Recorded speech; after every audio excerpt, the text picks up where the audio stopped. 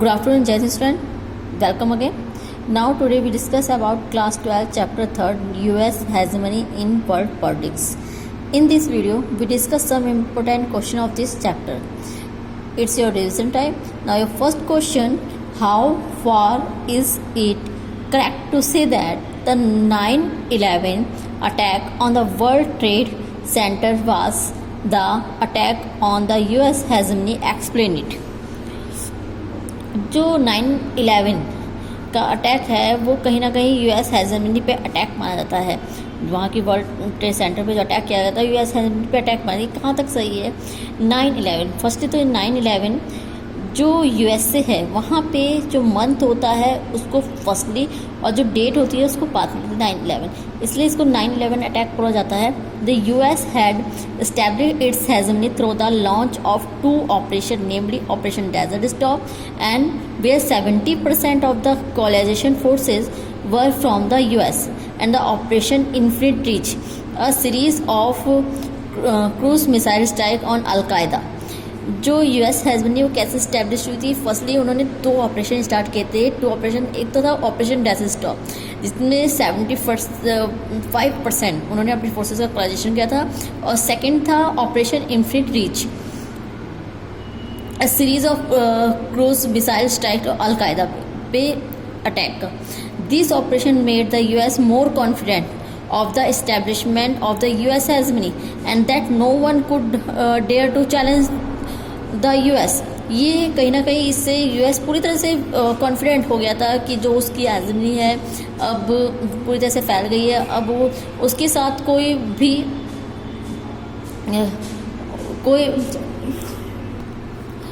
कोई भी other countries का सामना करने या राइवल कंट्री नहीं थी.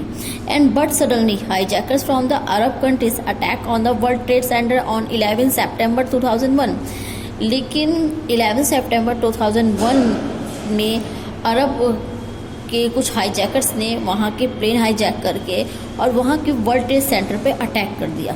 सोचिए, इतनी बड़ी हेजेमनी जो वर्ल्ड की सुपर पावर की मेन बिल्डिंग पे अटैक करना, कहीं ना कहीं उसके डिफेंस को यानी उसकी सुरक्षा का एक बहुत बड़ा घेरा लगाना था, उसकी सुरक्षा में सेंध की तरह था. And along with the other important building also as Pentagon building, the US defence department की बिल्डिंग में ही सेंध लगा दी, यानी वहीं पे अटैक कर दिया. And the Capitol building of the US the Congress, it was the most severe attack on the US soil since the founding of the country in 1776 के बाद से, जब से यूएस बना था उसके बाद से सबसे बड़ा अटैक माना जाता है यूएसए पे. Thus it can be concluded that 9/11 attack was the attack on the US and will challenge the US in its own way. Now your second question, what is mean by Operation Iraqi Freedom? Mention its main and hidden objectives. Give any two consequences of this operation. Operation Iraqi Freedom was the code name given by the US to launch invasion on the 19 March 2003, and more than 40 countries joined in the US led a coalition of the willing after the UN refused to give its mandate on the invasion. जैसे first question हमारा based था 9/11 पे, जब USA पे की towers पे attack हुआ, main buildings पे अटैक के बाद से कहीं ना कहीं जो वहाँ की गवर्नमेंट थी, अब ये जो वहाँ की जो हाईजैकर्स थे या फिर क्या जो टेररिज्म है उसको ख़त्म करने की उन्होंने पूरी तरह से ठान ली.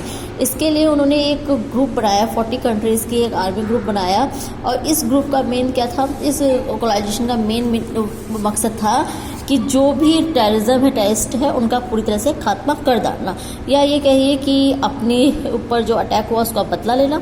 Main objectives to prevent Iraq from developing weapons of mass destruction WMD, and since no evidence of WMD has been unearthed in Iraq.